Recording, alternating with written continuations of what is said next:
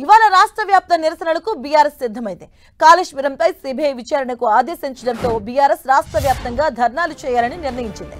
కాళేశ్వరంపై కాంగ్రెస్ చేస్తున్న కుట్రలను తిప్పికొట్టాలని కార్యకర్తలకు కేటీఆర్ పిలుపునిచ్చారు. పార్టీ శ్రేణులతో కేటీఆర్ టెలికాన్ఫరెన్స్ నిర్వహించారు. మండల, జిల్లా కేంద్రాల్లో వివిధ రూపాల్లో నిరసన తెలపాలన్నారు. ధర్నాలు, రాస్తారోకాలు, బైక్ ర్యాలీలు, ఇతర నిరసన రూపాల్లో నిరసనలు చేయాలంటూ పిలుపునిచ్చారు.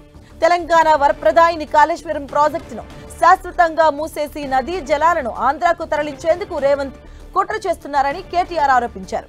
బీజేపీ, కాంగ్రెస్ కలిసి చేస్తున్న ఈ కుట్రలను ఎదుర్కోవాలి అన్నారు. సిబిఐకి కాళేశ్వరం అప్పచెప్పడం అంటే పూర్తిగా ప్రాజెక్టును మూసివేయడమే అంటూ పేర్కొన్నారు.